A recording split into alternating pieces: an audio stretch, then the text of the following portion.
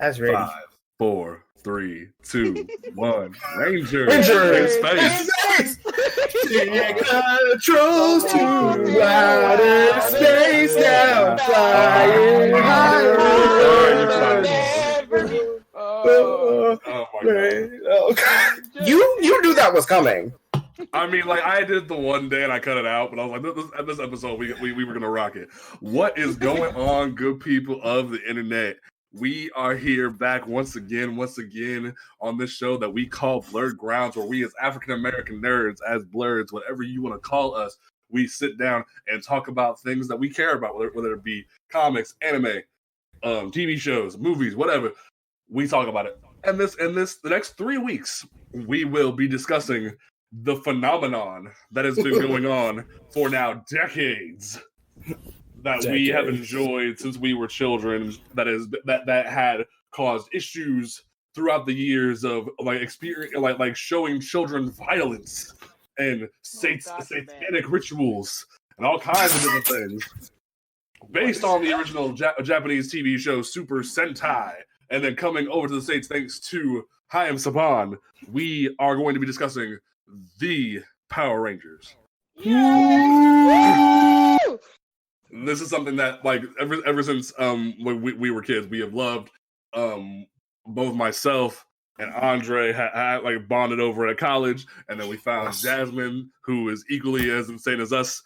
And then we pulled in Travis because Travis wanted to be the casual that used to be a part of the franchise that wanted to be downloaded into the morphin grid. So we have brought him along for this journey. So you casuals. Oh my gosh. Anyway, if you have never listened to an episode of Blerd Grounds, this will be an interesting one for you folks. But before we get into all of that, my name is James Portis, obviously. To my left, we have our social media manager and our resident black nerd, who is also named Andre, but is not a black nerd comedy. Andre, how are you doing this evening? I'm great. Why can't I be a black nerd like Andre the black nerd? No, I'm saying you're not that black nerd. You are. Well, they don't know that. Oh my God. You're not on Hyperforce. There's a difference. Okay, they also don't know that. Anyway. They don't know that. But yes. I want to be on Hyperforce. But yes. Hi. I'm here. I'm a ranger. Oh my God. Uh-huh. Anyway. I was trying to come up with something clever, but it didn't work, so it's okay. Move on. To my right, we have the woman from Corinth herself. The one who has been excited about this since the day she joined the website. I've been excited about this since the day I found out that she likes this show. Yes, like the minute I first pitched the idea of doing this multi-part episode series, she was hyped as hell. Miss Jasmine, how are you doing this evening? I'm really excited. I can barely contain myself. I have already bounced around the room twice. It happens. And then we have our resident Black Ranger, the OG, like the man whose fro keeps growing to exorbitant heights. Mr. Travis, how you doing this evening? I'm doing pretty good. Just wanna, you guys are fucking nerds, and I love it. Okay. That is a hot call to become black. This is the first time I feel truly in my element about a nerd thing that we've geeked out about, and I'm really, really excited. D&D was your core. What the hell you mean? I know. I was really nervous about that one, though, because I haven't been a fan of it my entire life. That was just a very recent nerd about D&D.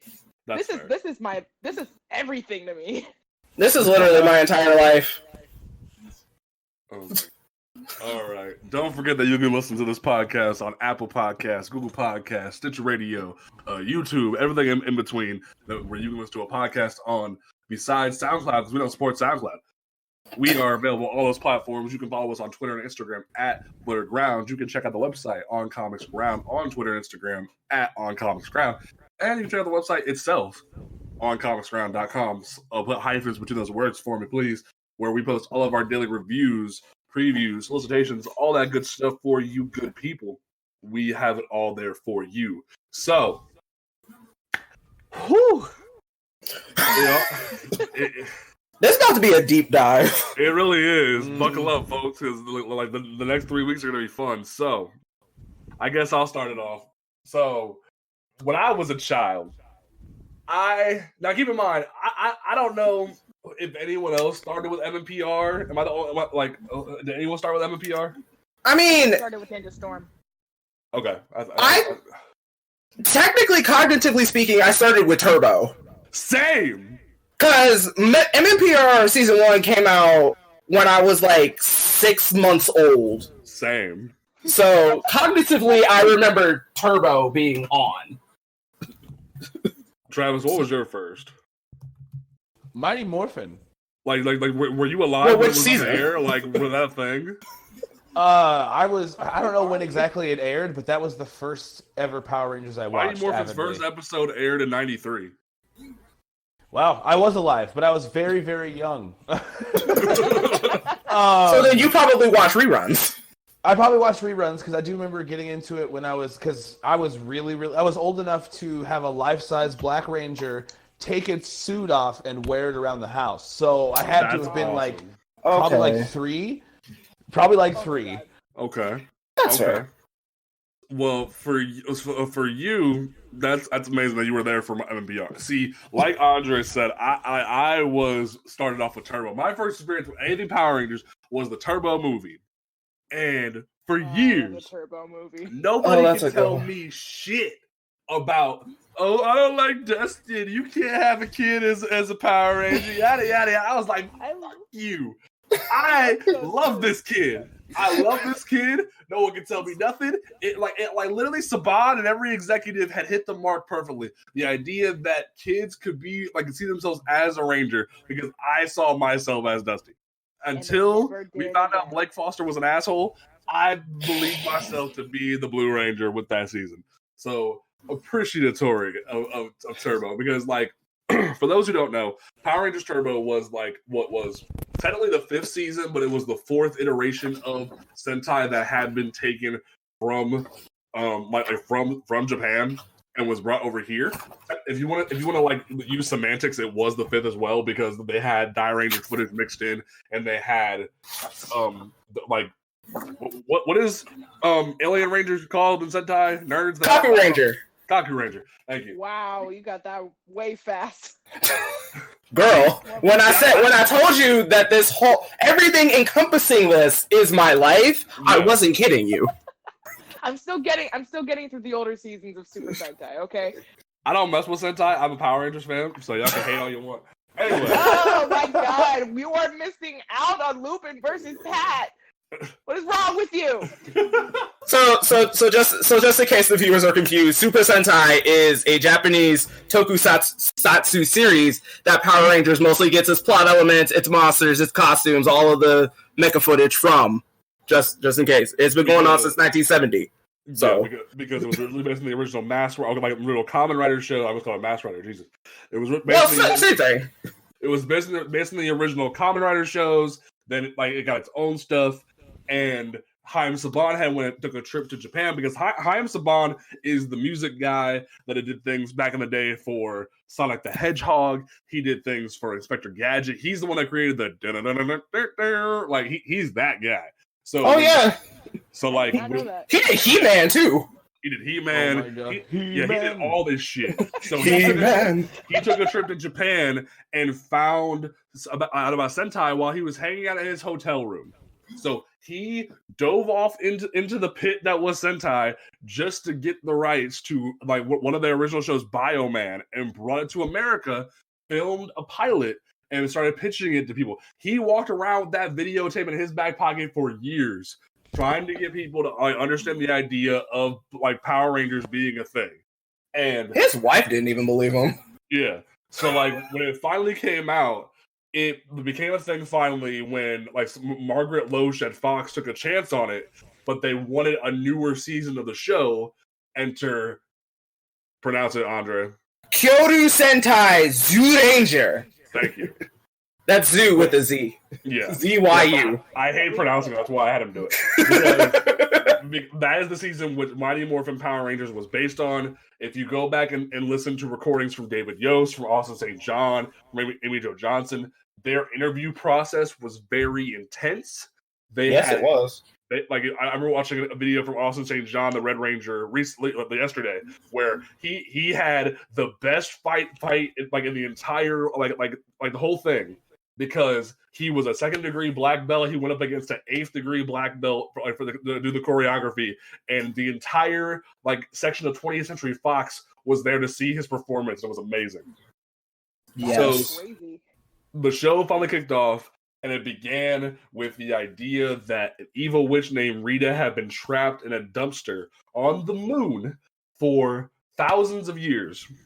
And finally, Zordon of Eltar, who had been had taken up base on Earth, who had been a floating head in a tube. He hadn't always been that way, but somehow his life essence was now in a tube.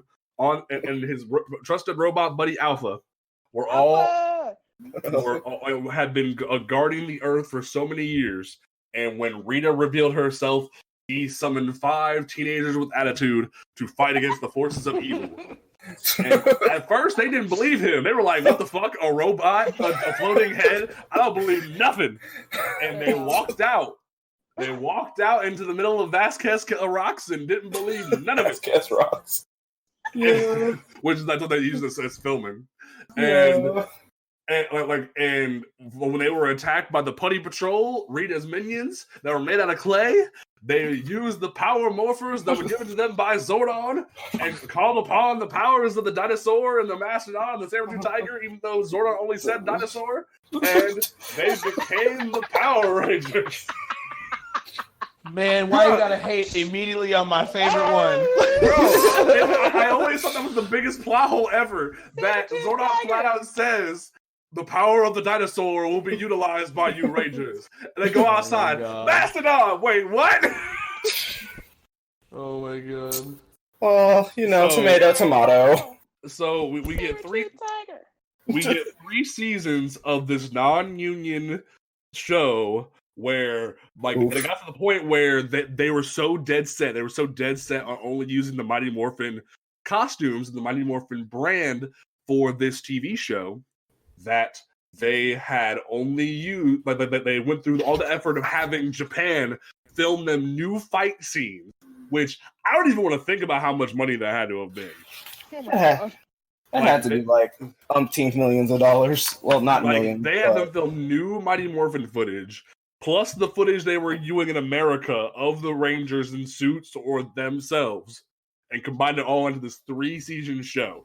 And over the course of time, you have he who must not be named join the team. Oh my god! Then you have You have to say his name. No one knows what you're talking about. You can't even talk about Power Rangers without saying his name. Shall I? Okay. Shall I? No, make him do it. Oh, okay. Because they're gonna make me suffer. They're gonna make me suffer. Yes. So you had Jason David Frank, aka Tommy Oliver, the Green Ranger, be summoned by Rita and given the power coin to the Green Ranger because he was the new kid in town. So of course he had to be the villain. So you brought him in, and he was freed by the power of friendship and goodness and joined the Power Rangers. But his power, the funny thing was, and Andre told me this years later, and I thought it was freaking hilarious. The Green Ranger in the Sentai had died. The show was so hardcore for Japanese kids. They showed this dude dying.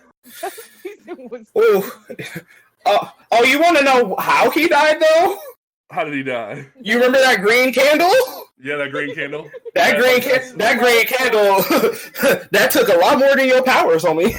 Oh, geez. So that was his life force. Yeah, so that literally killed the Sentai version of the Green Ranger. So they didn't have any more footage of Tommy to be used. So unless they filmed new footage, they couldn't utilize him or the Dragon Zord or the dagger or anything anymore. So they finally decided to put Tommy away, which is what they should have done. And they didn't do it. Hating ass. And then we get to season 2, where it was clean though. Where we get to the Power Rangers needing new powers, so they transform their Zords into a different season of Sentai. Using the power of thunder.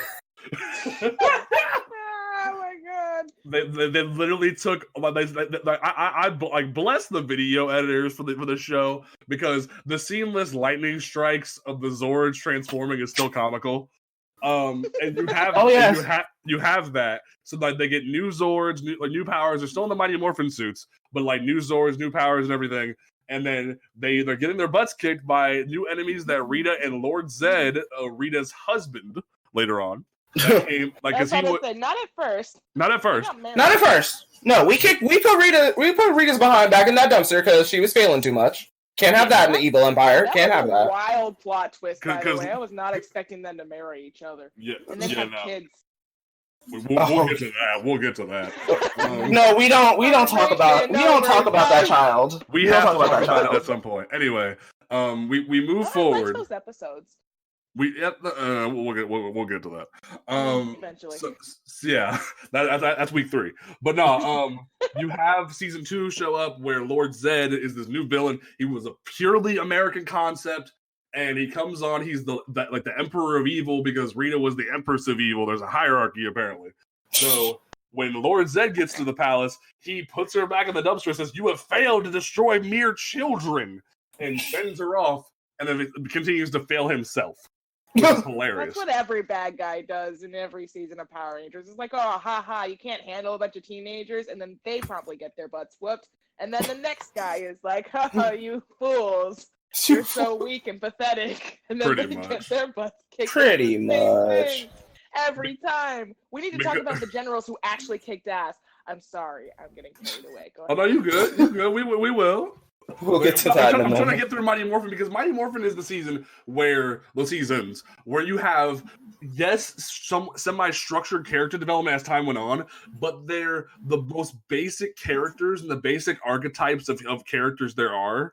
Where you have Kimberly, like the Pink Ranger, who was the Valley Girl. You had Billy the nerd, and then you had his friend Trini, the Yellow Ranger, who could translate his techno babble to the rest of them. You had Zach, the black guy, who was the Black Ranger, who had his own version of Kung Fu called Hip Hop Aikido. It was Hip Hop Keto. Hip Hop Keto. Zach was the most gangster motherfucker out of all of them. That's all I'm gonna say out loud. Yes. So yeah, his fighting style. Yeah, and then obviously leader Jason. You had Jason, the only competent one who actually taught. Like besides Zach and Billy, there were smart ones, but the girls are amazing. But he was the only one that was proficient in martial arts besides what he had taught Zach, and you had him kicking butt because he was teaching kids actual karate and martial arts at the juice bar, the hangout spot. He was teaching his own classes, and he was in high school, and it was awesome. But then the show goes on, and you have Rita's whole gang of crew. She had Finster, who was the one who made all of the monsters out of clay. You had Squat and Babu, who were the comic relief. You had Goldar, the Monkey Knight, bro, he was a gorilla, who was covered in gold armor. He was a Monkey Knight. He had wings. He had wings. Nightmares. You had Scorpina, who was there for 5 episodes. She was an Asian lady who was from the Sentai, who was only there for 5 episodes, and then they kicked her into a different dimension, according to the recent comics. If you read Path of the Dragon, they literally say Rita kicked her into a different dimension because of her failures, and it's like, oh, okay, whatever. I mean, okay. Can we talk about the most gangsta of all of them, though? Sure.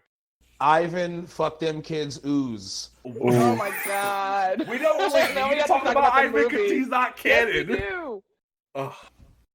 So, obviously, the popularity of the show spawned into a movie. Yeah. It's not canon. Hey, but it's okay, though. Don't ruin this for me. I saw that in theaters and had a thing of Ivan's ooze when I was a kid. You did not. God. Yes, I did. God. Okay, so like Andre said, the show was warranted a movie, a non-canon movie that came out. It basically took a plot that they were already going to use for season 3, which was everybody lost their powers, and they had to go to a ninja master to get new versions of their powers that just involved ninja powers too. So, which they then used to steal from another Sentai, which was Kaku Ranger, but they ended up using the Kaku Ranger suits later for the Alien Ranger saga of season 3. Oh, but wait, we skipped over the most important part. What? Cast changes! I was going to say, are we going to mention the fact that they switched up the cast a couple times? Before the movie came out, they had a few cast changes because you had people like Jason, the Red Ranger, played by Austin St. John. You had Walter Jones, the Black Ranger, Zach, and you had Twee Trang Trini, the Yellow Ranger, who were really upset with the current pay. You had Austin St. John coming out later and saying that literally he could have worked at McDonald's and gotten more pay than they were getting on the set of Power Rangers. That's messed up. That's bullshit. Yeah. So they wanted to renegotiate their contracts. So Saban was like, bye, and brought three new people in. And you have Steve Cardenas. You have Steve Cardenas, the new Red Ranger. You have Johnny Young Bosch, the new Black Ranger, Adam. The legend. The legend. The legend of anime himself, Johnny Young Bosch. Legend of anime himself. I love him. And Miss Karen Ashley. A.k.a. Aisha. The yellow Aisha. The second Black Ranger, technically. But second African-American person on the show. Yeah, the person of color. Yeah, there you go. Next person of color besides Johnny Young Bosch, who's Asian. Yeah. He's a frog. He's a frog. Yeah. Well, yes. But yeah, like a handsome prince you kiss and all that nonsense. Hey, can we all agree that when she morphed falling off a cliff, that was like one of the hardest scenes ever? That was in the Turbo movie. Turbo movie. In the second movie, yeah. Yes, that's the second movie. That one actually is canon because that's what started season 3. Yes. But anyway, you go through the Mighty Morphin movie that introduced a new villain, Ivan Ooze, that literally will only exist in this movie. He's campy as all hell. He destroys the power chamber. He tries to give drugs to kids. He got that. He gave them lean. I'm telling you. He did give drugs to kids. Not tried. He was. No, he did. He was successful. And what's even funnier is none of the kids took the drugs. They took the drugs home, and then the parents ate the drugs, and the parents became mindless zombies for Ivan Ooze. And then when he was done with them, go hop off a cliff. Dead ass. So it was comical as all hell. So you then and then the Power Rangers get back after destroying the big bad and save the parents and everything. The kids try to save the parents too with water guns, which I don't understand. But because you got to rinse off the lean. You got to rinse that stuff out. I'm telling you. You also kind of get the cheesiest CGI Zord fight ever. Yes. Okay. Wait, no, you haven't seen Megaforce. Go watch Megaforce. I was going to say we have a lot of Power Rangers to get through. We haven't seen nothing yet. Okay, but fun fact, Travis. You love that movie, right? Yeah, it's a childhood icon for me, but I haven't seen it in forever. You remember Dulcia? Don't do this. No. the warrior woman on the planet who gave them the powers. You remember her? Yes, I do. Guess who filled in for that chick that was in there? No, guess who was originally supposed to play her? Well, no, she wasn't originally supposed to play her. She came in because the Gabrielle what's her name? Fitzpatrick, she had to take a leave. So guess who stepped in? Mariska Hargitay. Olivia Benson. And then she got fired.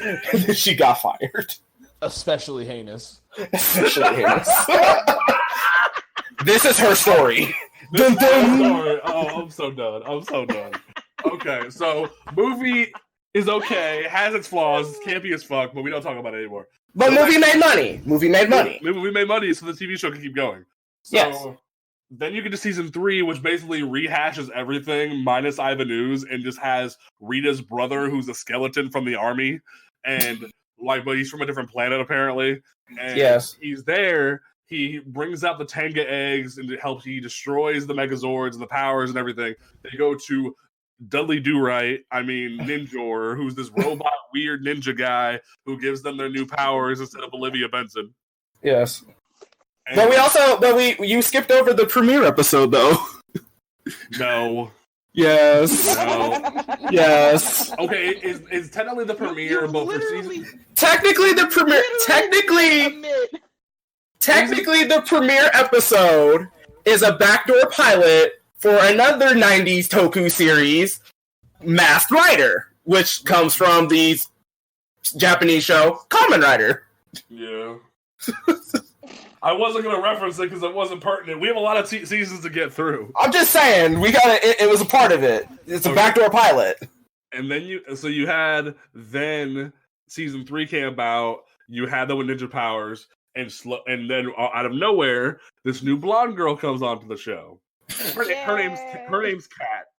She can turn into a cat, and she also can turn into a human named Cat. It's funny as fuck. She's working for Rita as well, similar to how Tommy used to work for Rita. Because Rita just loves teenagers. Yeah, she does. She loves that attitude. She loves that attitude. And you have her trying to intercept the Rangers and become their friends and whatnot.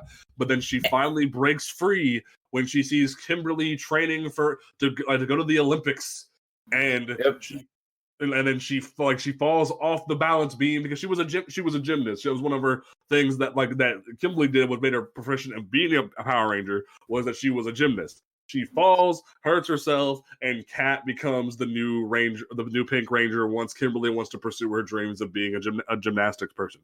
So, also remember that Kat was trying to get with Tommy the whole entire time while she was. I actually shipped that more than I shipped Tommy. She was trying to get rid of Kimberly anyway. I mean, according to Kyle Higgins and according to the comics, they got married anyway. So Kimberly lost out. Listen, it's okay. Because Path of the Dragon literally says Kat and Tommy got married. It's okay. It's okay. It's okay. I'm good. It's okay. I win. It's all right. Are you happy that they got married, Jasmine? I mean, it's all right. I wouldn't say I'm happy. I'm just saying that, It's a thing. It happened. I win. It's fine. That's what I prefer. They had better chemistry. Yeah, they did. So we had better chemistry. I'm telling you, when Zeo happened and that whole Tommy gets brainwashed into a fucking wild, evil man again, and she hugs him to break him out of the super, I was like, hell yeah, that is my shit right there. Oh my god. That's a ship. That's a ship right there. So right there. We get to the end of one for the heads. So ratings are dropping in season 3, and they reach the end of Mighty Morphin era. We get to the end of it, and Haim Saban and the creators of Power Rangers decide to transition the show into a new season, a new a new Sentai, everything. And they begin. Oh, you gonna skip over to Melee Rangers? Come on, man. I'm just kidding. Alien Rangers was a side season that literally just is episodes of season 3 of Mighty Morphin that were cut into its own season, and it's stupid. Anyway, they deserve their own season, but go ahead. They deserve their own season, but it's not. I don't consider it a season. First female leader, though. First female leader. Yeah, you're right. First female leader. Yes. Milestones are being made here, people. Yeah, that's true. I'll give you that. Yes. So we'll continue. We turn them into children. We turn them into children because Rita and Zed join forces with Rita's father, Master Vile, the real Empress. What up? His family is really wild. Okay, do what you gotta do. Okay. Do what you gotta do. We will continue the charge. Onward. So, they team up with Rita's father, Master Vile, the true Emperor of Evil. Apparently, Zed wasn't good enough. Nobody is ever good enough in this hierarchy. I'm just not understanding this. They turn back the clock of time to before the Power Rangers were Power Rangers and make them children. And they go on a quest to procure the Zeo Crystal, a MacGuffin of sorts, that will give them new unlimited power and help destroy the forces of evil. And once as they procure each piece of the Zeo Crystal, Aisha is in Africa. She chooses to remain in Africa and send Tanya, a random girl in Africa, back with the Zeo Crystal, which, once time is restored, changes the fabric of freaking reality. And I'm still. Go ahead. Finish. It changes the fabric of reality to make it so Aisha's entire life was always in Africa, and Tanya's entire life was always in America, which makes no freaking sense. No. What were you gonna say, Andre? I was trying to say. So So yeah, Aisha went to Africa to find her part of the Zeo crystal, and at that time, Aisha was working at a veterinary office. So my thing was, what was she supposed to do in Africa helping sick lions, like with your limited veterinary skills? How? All I know is that Karen Ashley has come out in different videos saying that while Aisha spent her life in Africa, she became more proficient in being a veterinarian. She helped out lions and lived there the rest of her life there, occasionally using the Najeti powers to fight people in Africa that were being bad and stuff. That's what we know. Okay, that's fine. I'll take that. That sounds good. So once Rita and Zed have been defeated enough times, they are basically regarded as nothing in the Empire of Evil. That they end up moving into a trailer, like a literal trailer that like an RV on the moon that Rito and Goldar procure because new evil is approaching Earth.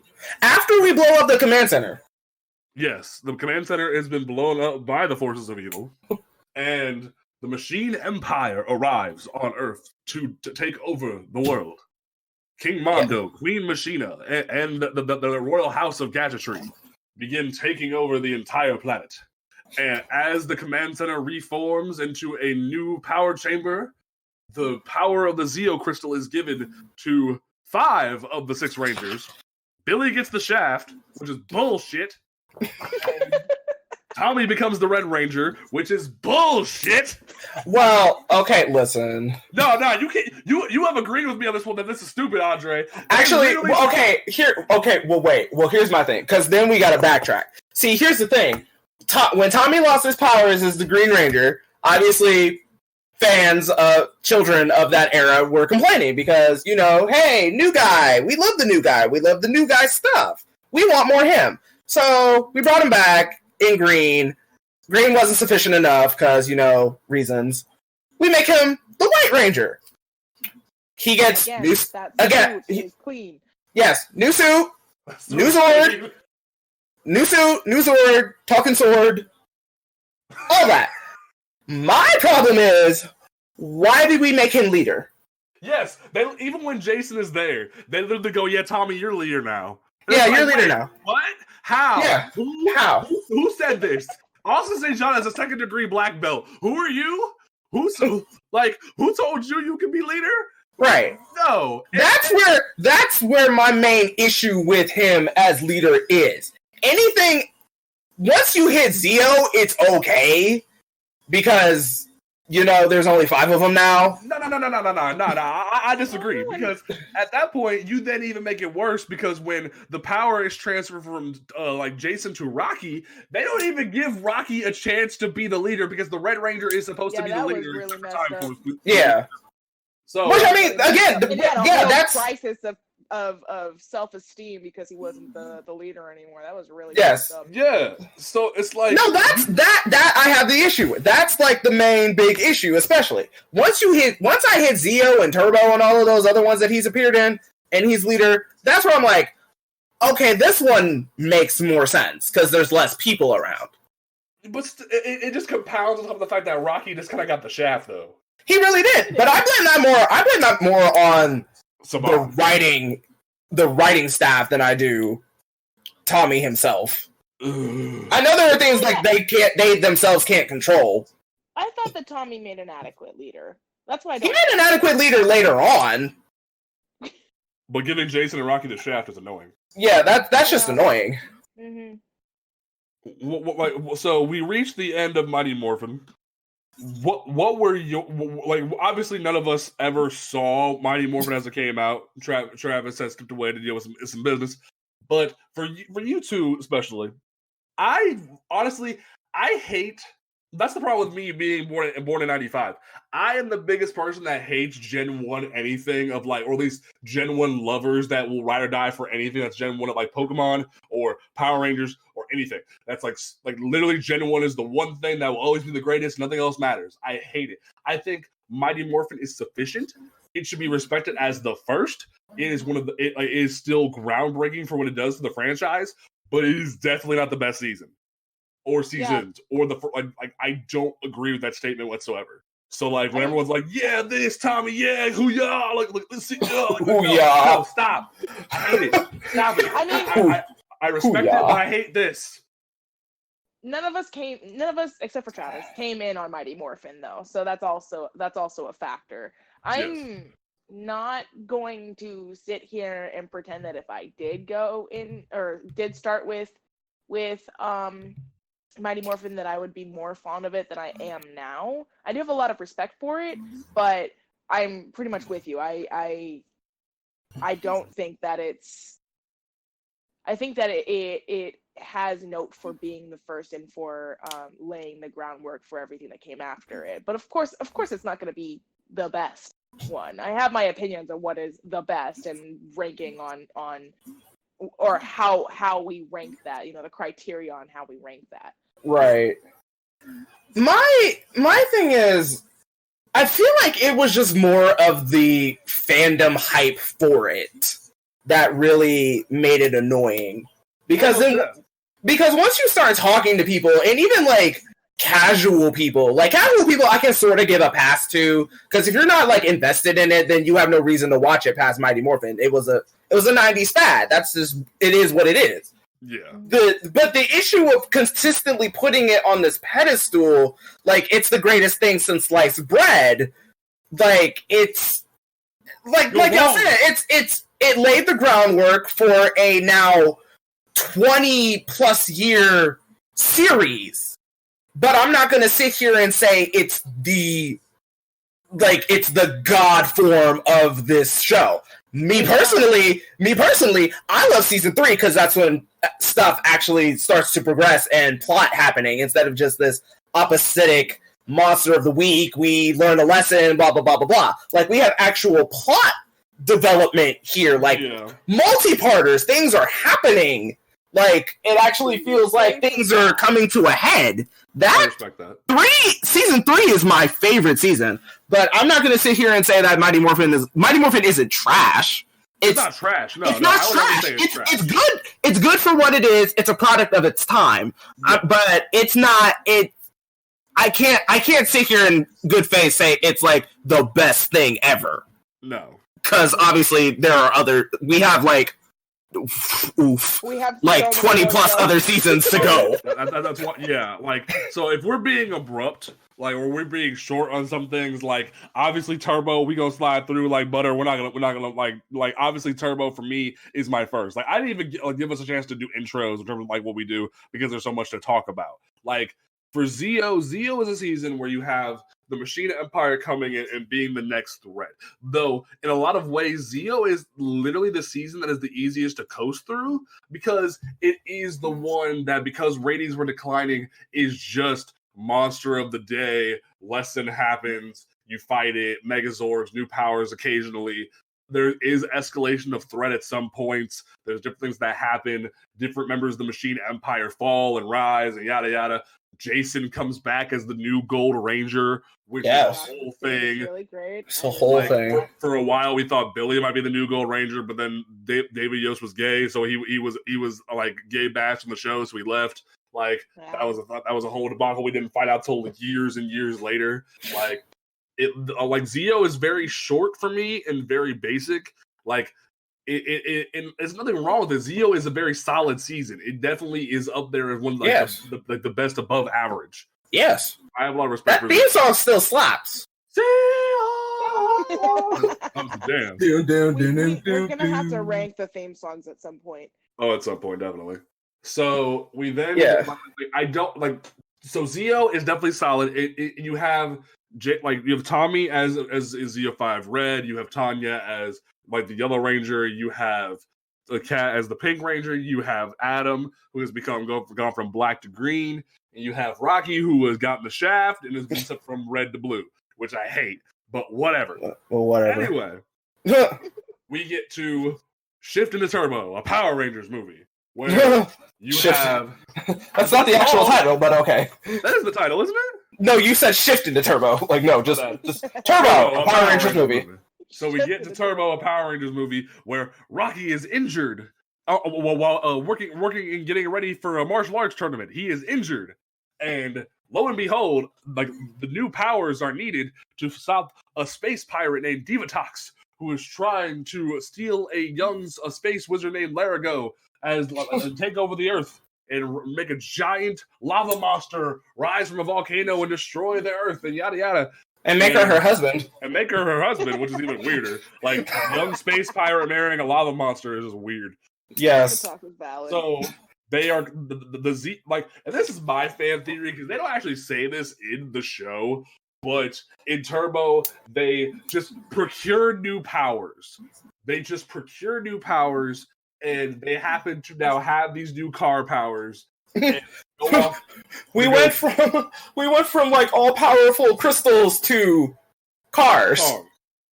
And a lot of people hate that because the season it was based on what had in Car Ranger had been taken a lot of parody to Sentai.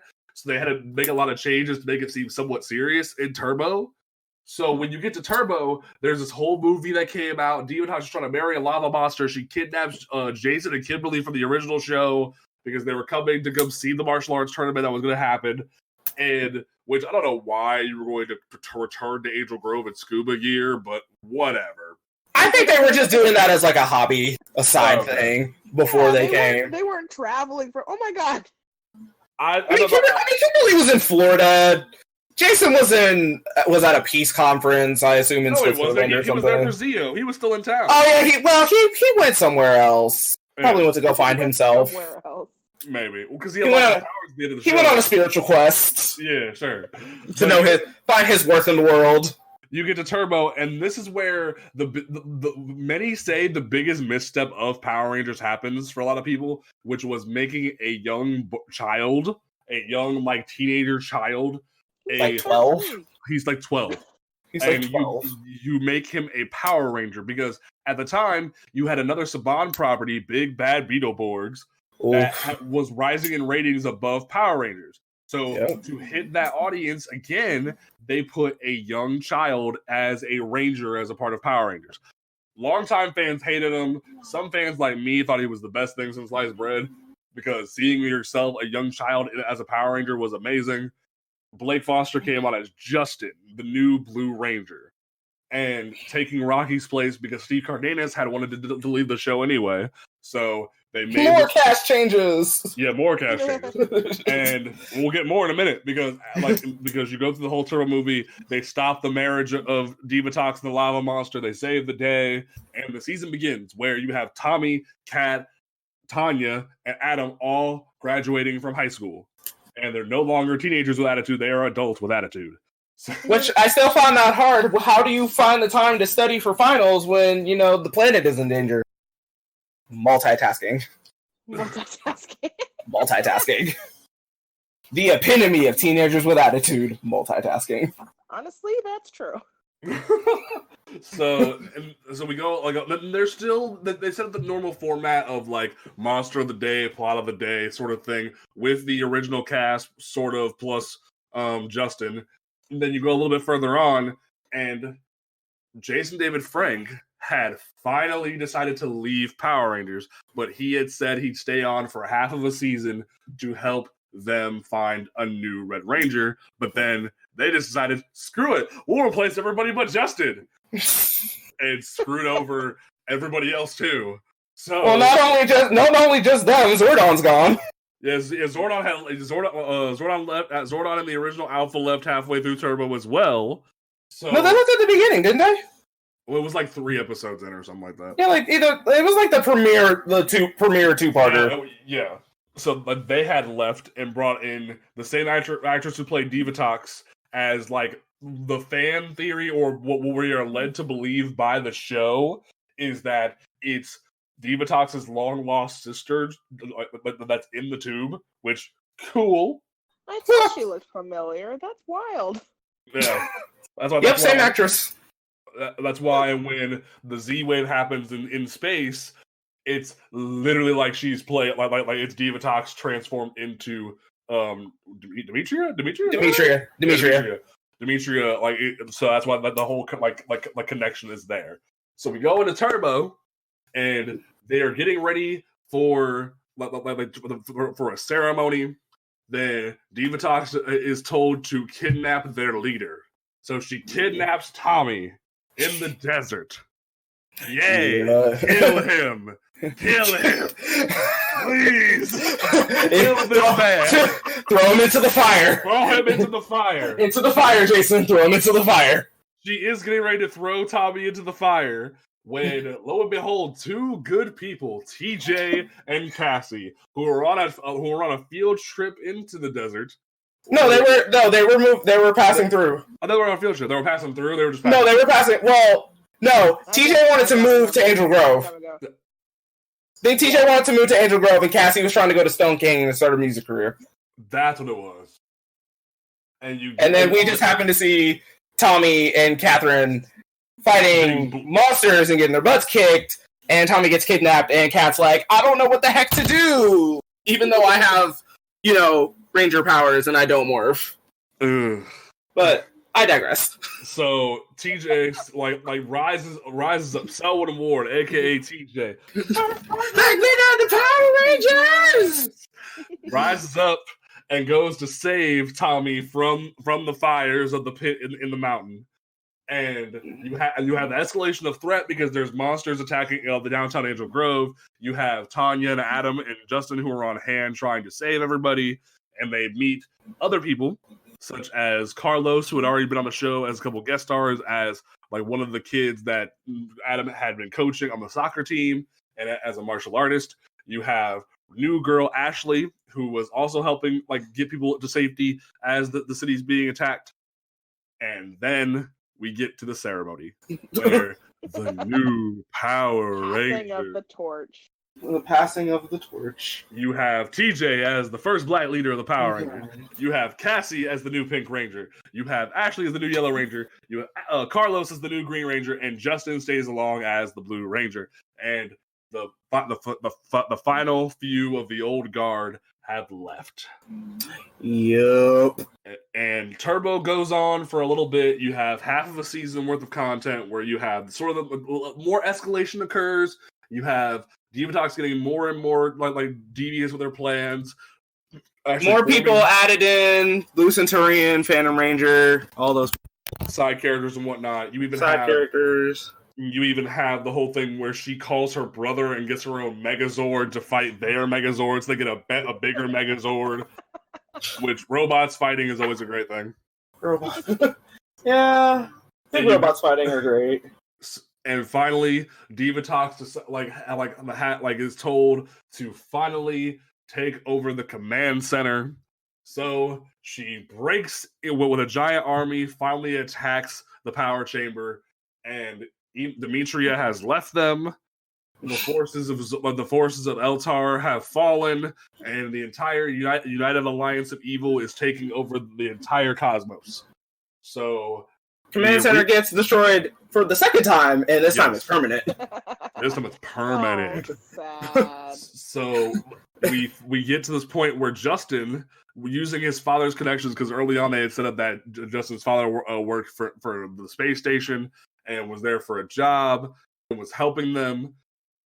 He asked the head of the space station to help the Power Rangers, and immediately the person helps Justin and gets TJ, Cassie, Ashley, and Carlos on the spaceship and launches them into space for Power Rangers in space. It's still the most wild thing I've ever seen. The most wild thing. Theory, especially because we find out the black box in the space shuttle links with the Astro Megaship.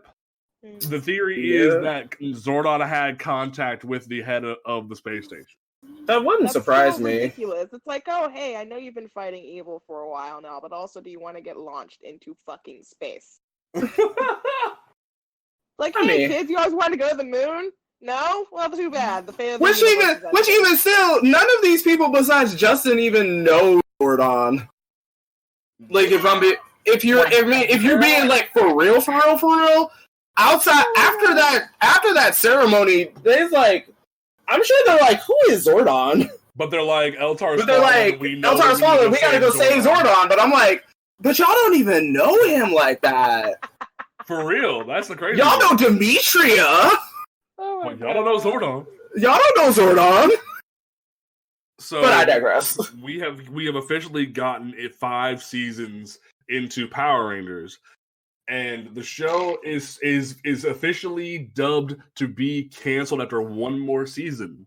Saban has finally decided to. If Saban and Fox have decided to cancel it after one more season, so the writers, the producers, the directors, everyone pulls out. All the stops. If they don't have a lot of budget, cool. They'll do the resources they had. They'll reuse costumes, whatever they got to do. This is the final blowout season, so we are going to use it. So, Andre, use your big brain and tell me what was the season called for In Space for Sentai? Denji Sentai Mega Ranger. So that was originally a video game based season, from what I've been told. Yes, it is. Space is loosely based on Mega Ranger. So loosely being a quotation mark. All the aspects of a video game based season and throw it into space. So you have now granted, there are scenes of them in space. Yes, it's just not that often. I don't remember because in Mega Ranger they're also high school students. Oh wow! So that also helps. Think that Mega Ranger is actually, I think, like the first one that comes to my mind that actually has a high school setting for their team instead of Sentai. Usually they started with adults. Sentai usually has adults as their team. Either they're like some type of skilled fighter, or they're in the military, or they're in like in some profession that makes them proficient enough to make it more realistic that they got chosen. Now Mega Ranger has teenagers. Yep. So take that as you will. So we get TJ, Carlos, Ashley, and Cassie all on the spaceship to go to Eltar to save Zordon. They have no rations, no water, nothing. Just themselves and this little spaceship. And they come in contact with another spaceship owned by Legolas. I'm kidding. Before Legolas was Legolas. Anyway, you have Andros, this human from a different planet who has been on this quest to help defeat the United Alliance of Evil because he himself is a Power Ranger, because apparently other civilizations utilize the morphin grid and make their own Power Rangers. So at first he's like, nah, F y'all can be here for a little bit, but y'all ain't helping me. I'm gonna go defeat everybody. I'm gonna go save Zordon. That's fine. So he was doing just fine on his own for a while there. Yeah. He was doing very fine. He was doing all right. And also trying to find his sister in that process of defeating the United Alliance of Evil, but he multitasking. His best friend's in multitasking. A coffin, but it's fine. Right, his best friend's in a coffin. His sister got kidnapped. Oh my god. Multitasking. He's doing great. He's great. Doing fine. You go from powering like with that whole thing where Andros is being a douchebag to then the Astro Megaship, as it is called, being attacked and it crash landing on a random planet. And I think it was a moon. It was a random moon. And lo and behold, the new big bad of the season arrives. Enter Astronema. Astronema ended up being a really big step up from not Drakina. That's next season. Not Drakina. Rita. From Rita, from Zed, Ian, from Divatox. You have Astronema, who is just radiating badass. She chews scenery like it's freaking candy. She rolls in and is just amazing. Lizzo wrote that song for her, I'm telling you. Oh my gosh, I'm done. She 100% that bitch. She's that bitch. She comes in and is like, kill everybody. I don't care. Everyone dies. We will destroy the Power Rangers, yada yada. Like, she is fierce. She's so fierce that Rita and Divatox are both jealous. Yes.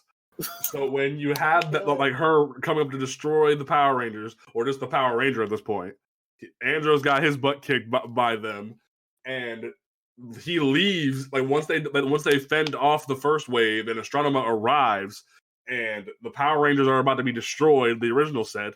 Andros shows up like, "Hey, here's some morphers. Hey, it's cool now. We good, right? We good." And I need people. Well, I need people. We about to die. It's cool. Here's some morphers.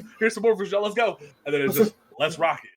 And we get the next chapter of the Power Ranger saga, where once again, red has been shifted to blue, and this time it was a brother. You took Selwyn Ward, the first black leader of the Power Rangers, and transitioned him and gave him the shaft and made him the Blue Ranger. Now, granted, I respect Selwyn Ward because in the 2018 Power Morphicon panel, he said that he was not offended. He said heroes come in all colors. I don't believe that. I believe he's salty too, but I'm gonna let it go. So everybody else kept their colors. Carlos went from green to black, and the females kept their yellow and pink. Mm-hmm. So we go forward with the show. They have I think Space does the best when it comes to, yes, there's the daily monster of the day stuff, but also there's the constant escalation of threat. There's the constant search for Zordon. There's the constant trying to defeat the United Alliance of Evil. Yes, the escalation is there, and it is. We find out later that they reused the lava. What'd you say, Jasmine? I said in space is intense. It's intense. Really That's a space opera. It really is. Man. Y'all thought Star Wars was a space opera. This is a space opera. Yeah, like they take. At me all you want to. Oh my god! they take the suit of the lava monster from the Turbo movie and make it the big bad that runs everybody's shit. Like from Astronema to like. I thought he looked familiar. Yes. You never realized that? No, man. Girl. I watch Turbo, to be honest with you. Girl, we gotta reuse all them suits while we can. They deteriorate after a while.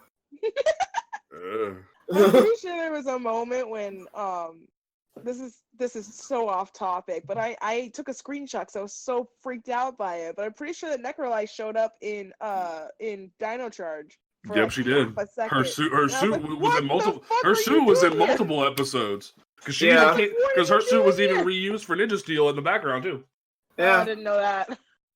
Man, I'm telling you, we got to keep reusing footage. We got to keep reusing these costumes. But so you have Dark Spectre, as he is now called, the true leader of the United Alliance of Evil, who has come forward and is trying to say, we're going to kill Zordon, we're going to destroy the Power Rangers, we're going to take over the whole galaxy. We own this shit now. We own everything. Yes. You have Astronema, who is being sent to destroy the Power Rangers. The constant threat is going on. You have Andros, who is trying to find his sister. Come to find out, Astronema is his sister, who was brainwashed by a Dark Spectre after she was kidnapped by a monster and was made to be the new threat in terms of the Power Rangers. We get to the finale. The finale ends up being one of the most climactic things, or one of the most climactic things in the entire Power Rangers history. Where so good. When both of them were like, I'm a Power Ranger. I'm a Power Ranger. They pull up the I Am Spartacus like a champ, because you have the whole thing with the United Alliance of Evil finally takes over. They've taken over Earth. They've taken over the whole galaxy. The Power Rangers have finally been knocked down. Everything is looking grim. Everything is looking done. It's done. And you get to the point where we finally reach the climax, and you have the Power Rangers we can't give up. We got to do this. So you have Andros, who goes to the Dark Fortress to save his sister and show her the error of her ways and free Zordon. You have the four, including Zane. I forgot to talk about Zane. Zane came in. Zane is the first. I was gonna say, are we gonna mention Zane? He's the first Sixth Ranger we've had since Zeo. He has come about. He was in a coffin because his powers had been leaking and he was injured. So they were trying to save him, and they finally saved him. A lightning struck his morpher and he regained his powers, and he finally joined the team. Had a date with Astronema here and there. Yeah, that was weird.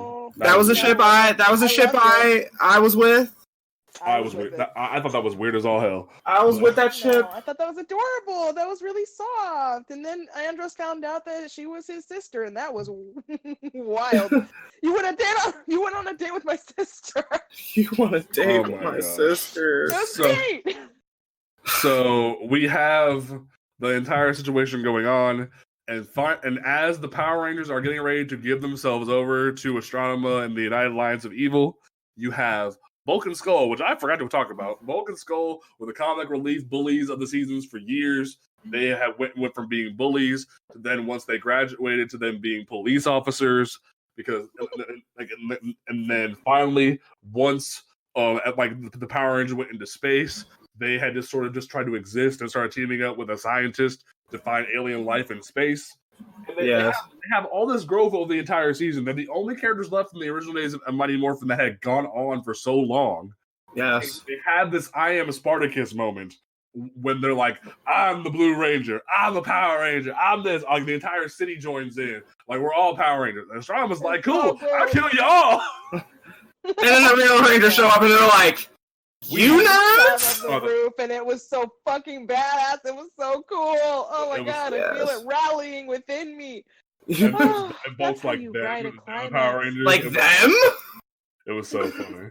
It was great. Man, we spent the whole entirety of season 2 trying to figure out who the heck y'all are, and it's y'all? Yeah. We get to the Even point though where... we should have probably guessed because you are the only people that wear color-coded outfits. I was gonna say, because they wear the same color every day. Yeah, y'all didn't figure that out, but okay.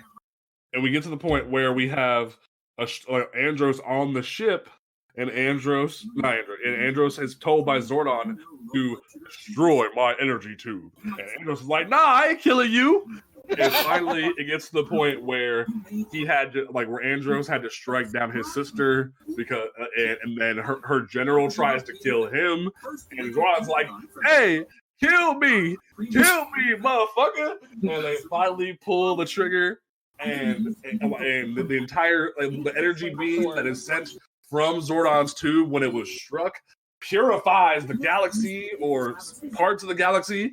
And we have the entire United Alliance of Evil that is destroyed. Yep. The whole thing is destroyed, and peace is restored to the planet. The Power Rangers are no longer needed. The Power of Tears revives his sister. Yep. And they all live happily ever after. It's great. But then... Oh no, but you skipped the best team up.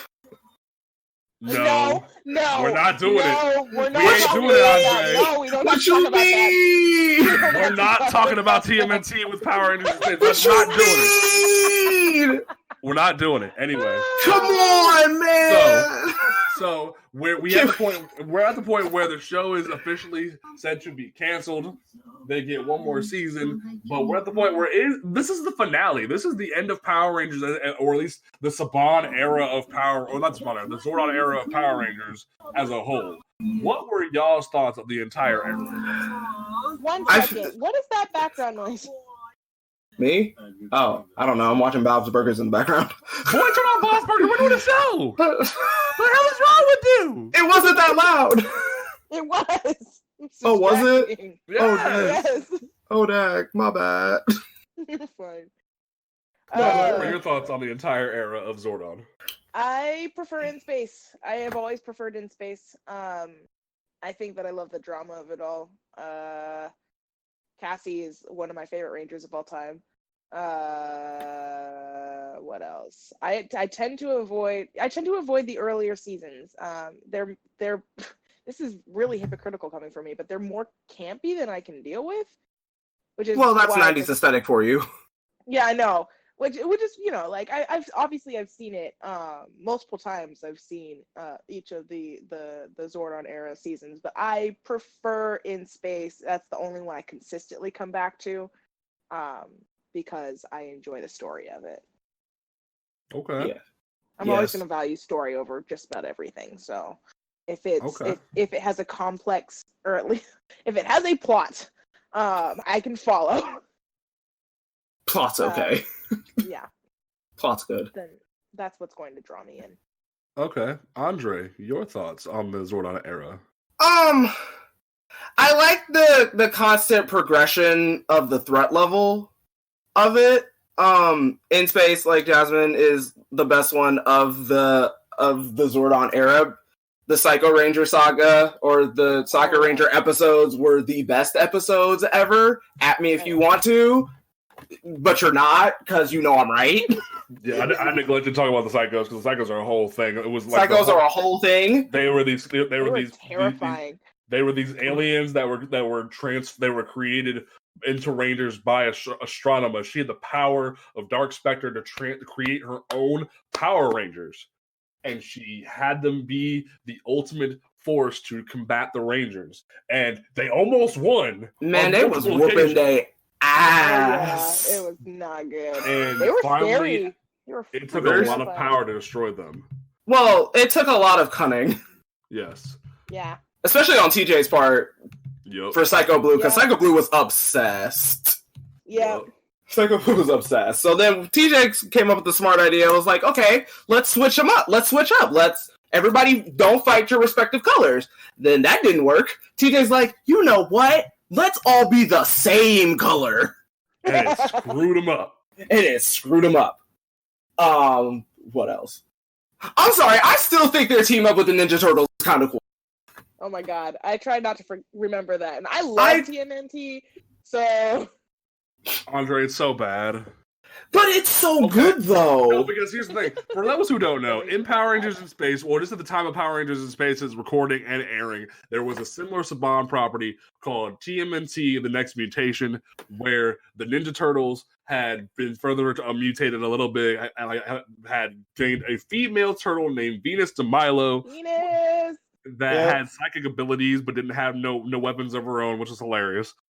And she was just the typical female character of that era where she was just there. And the show was very campy. It barely had any episodes. It had multiple clip shows of the same clips because of how it was poorly received. And it had one team-up episode with the Power Rangers to help boost its ratings. And it didn't work. It was bad. We don't talk about it. It don't exist. Well, also because unfortunately the show only lasted one season. Yes. I like Venus. I thought it was cool that her mask was a braid. Yeah, well now we got a new female ranger, so no one cares about Venus no more. Don't say that. She's a legacy. She is a legacy. Okay. So I liked that episode because children of the 80s, Ninja Turtles was a huge thing. So, and the popularity of their movies helped a lot. But yeah, by the 90s, they kind of weren't the thing anymore. So, bringing in the Ninja Turtles was an attempt to help bring them back into fruition, but that didn't work. It didn't work. So it would eventually, though. It will eventually. Ninja Turtles never die. They're like Power Rangers. Rangers. They never die. No, they keep getting another iteration after another iteration, another iteration.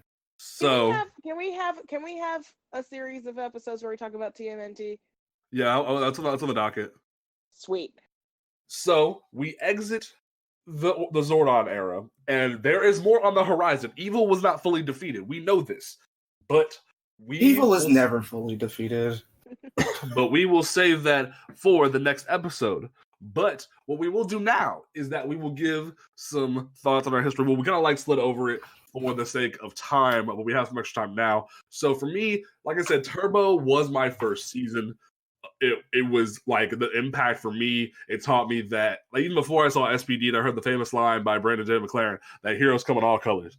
Before I heard that, seeing Justin as a character really helped me know that Power Rangers could be something epic. So going back and seeing Mighty Morphin, I have a lot of respect for Mighty Morphin. It ain't the best, but I like it.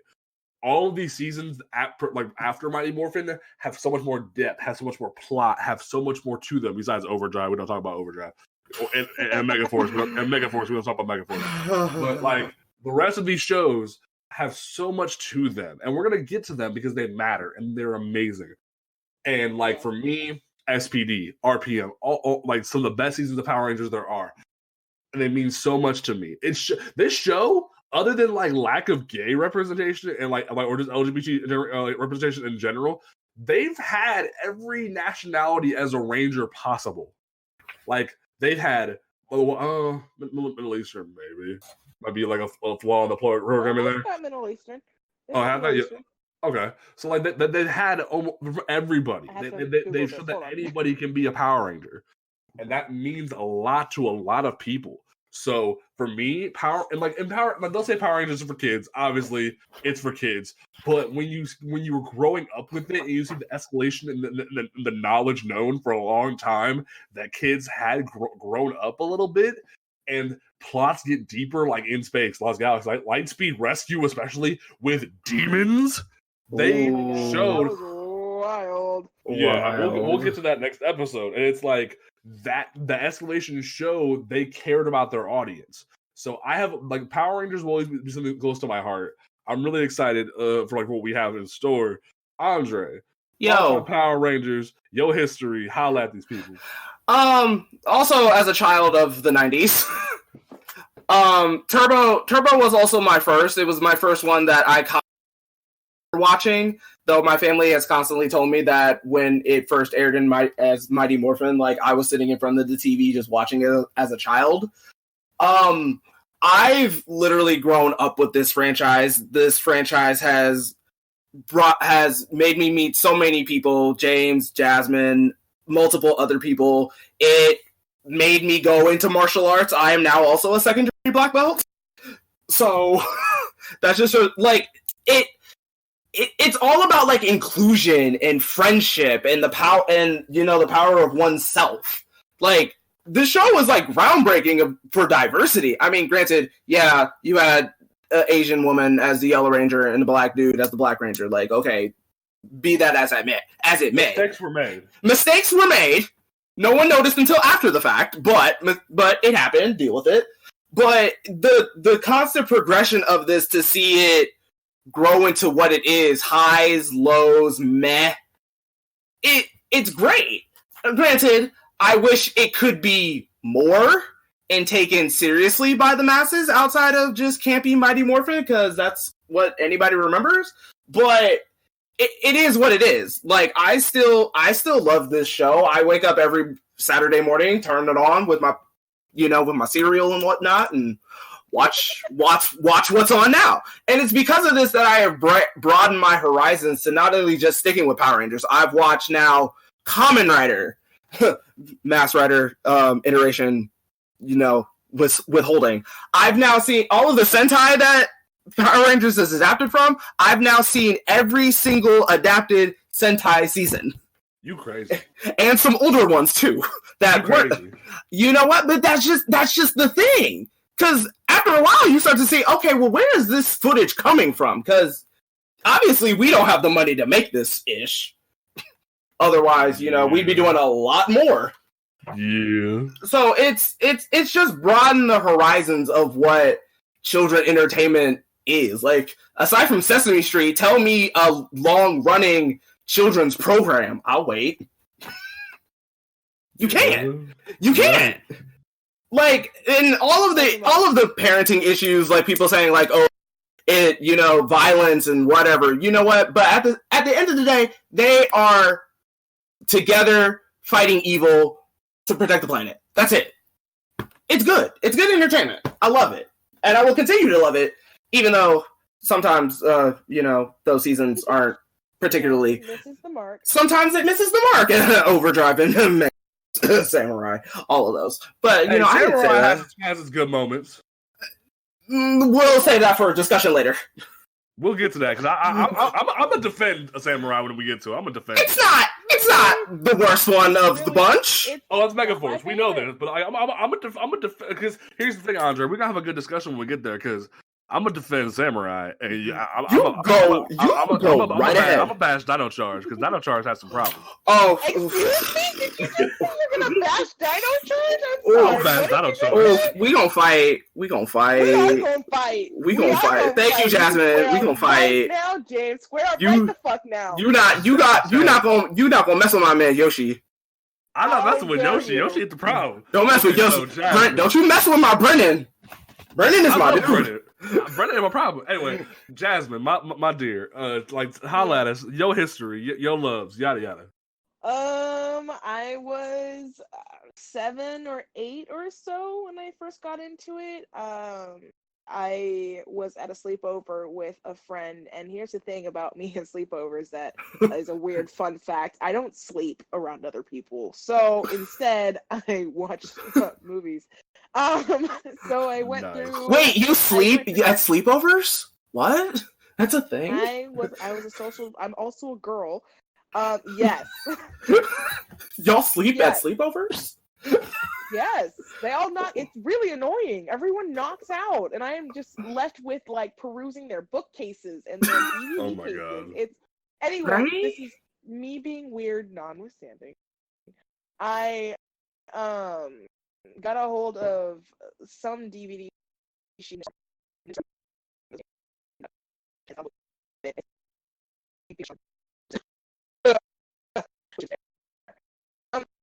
And then after I really pursued it.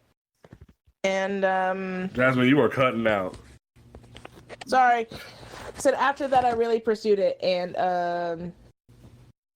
I don't remember exactly. I think that I ended up watching all the episodes that I could through Power Rangers Generations when I was a kid. When that was on, I was very faithful to it, so I watched everything that I watched from there. For those who don't know what that is, I stuck with it ever since. What is that? Power Rangers Generations was just a TV show on Disney where they showed all of the Disney era, and it must have been before too, because I'd seen Mighty Morphin, I'd seen all of them. Eventually, I had gotten around to all of them by the time I caught up. By the time Power Rangers Generations was off air, I don't remember how, but I have seen every episode. Now, as a child of the 90s, that was called power playback.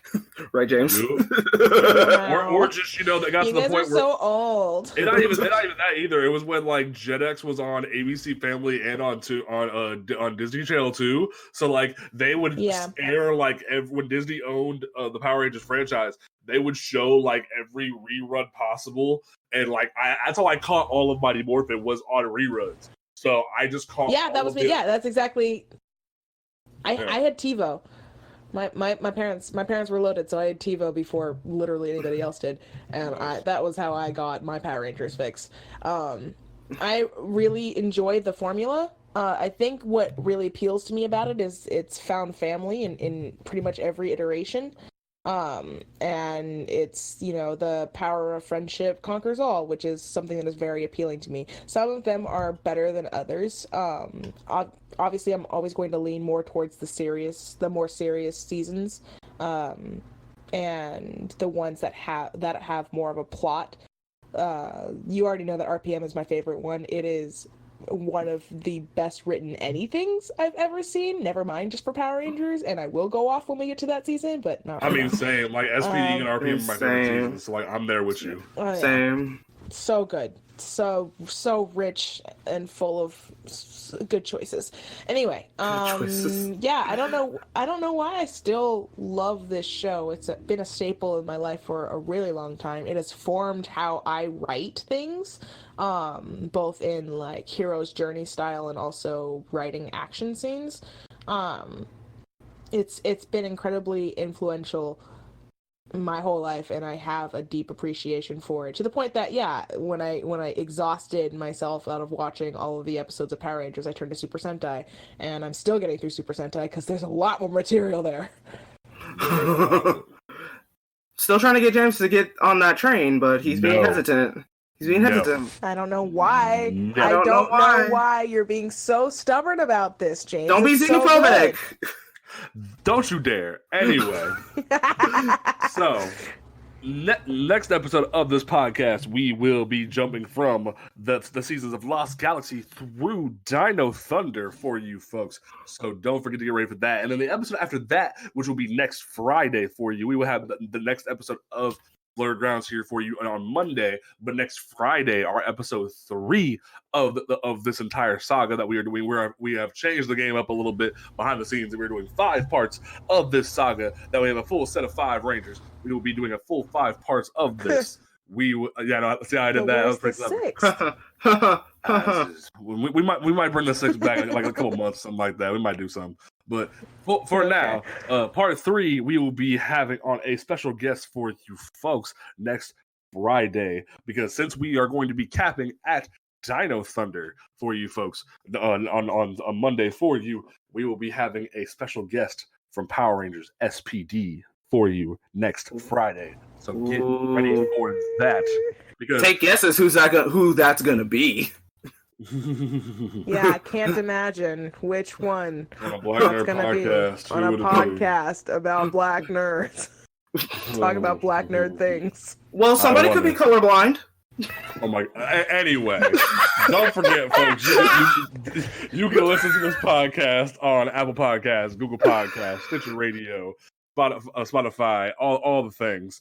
Besides SoundCloud, we don't support SoundCloud. You can follow us on Instagram and Twitter at Blerd Grounds. You can check us out on Twitter, Instagram for the website on Comics Ground at On Comics Ground. And you can check out the website on comicsground.com. Put the hyphens between those words for me. That way you can check us out with all of our reviews, previews, solicitations, everything. Every weekday for you good people. My name is James Portis. We are going to go ahead and check out. My closing statement for this episode is, I just realized the entire time we've been talking about Power Rangers, we barely talked about the black folks in these seasons. So at the tail end of on Monday's episode, we will do a full retrospective of every black person in this show. So be prepared for that. But there's a lot of information here, so we wanted to get through that, and we will come back on Monday for you folks to talk about all of that. It is a deep dive. It is a deep dive. Andre. Yo, what is your closing statement for the first episode of our Legacy of Power? This show is amazing. I know it's campy as hell, but if you stick with it, it's good, it's wholesome, and yeah, donate to Australia for the fires. Yes. That is a good closing statement. Thank you. Donate to Australia. They need it. Yes, they need it. Those koalas need it. They do. They do. Those koalas. Jasmine, what is your closing statement for this first episode of The Legacy of Power? I still love Power Rangers. I don't know if I'm ever going to stop loving Power Rangers, which is really crazy because I usually burn out of things I love real fast. So I like that this has been like a fundamental part of my life forever, and I'm really grateful that I know I said this already, I'm really grateful I get to talk about it with you guys, because I've never had anyone I could just really talk about Power Rangers with, so I appreciate that. And that's the beauty of this show. It brings people together. I did morphing poses with James when I first met him in college. Yeah, that's how influential this show is. Yeah. I'm almost 30 years old. This show is still like a staple of my life. Like, yo. And what's crazy about the show is, like, you have the actors who go to conventions and meet people. You have some of the actors who still do fan projects. Like, there was a release recently where the new Red Ranger from Ninja Steel is in like a fan film for YouTube. You have like the Red Ranger from Dino Charge and the Mega Force Yellow Ranger who constantly do fan content. This show is like beyond just like, this is a Black Nerd podcast. Beyond just like race, this show encompasses every part of every life. Like, anybody can be impacted by the show in some way, shape, or form. Like, there will be hiccups in the road occasionally, like when it comes to people getting arrested or people dying. Like, the show has its black marks that like hurt. But at the same time, this show is so amazing and so impactful that I love it to death. So I'm glad that I got to be united with these good people. Travis had to step away for a family concern. So hopefully he will be back for the next episode on Monday. So get ready for that. At least we're going to have him for a little bit. So some stuff came up. But thankfully he was here for a little bit of time to hear me and Jasmine and Andre nerd out. But thank you for letting us nerd out for a little bit, folks. We will catch you on Monday with the next part of the Legacy of Power. Peace out. Peace. Bye. Bye.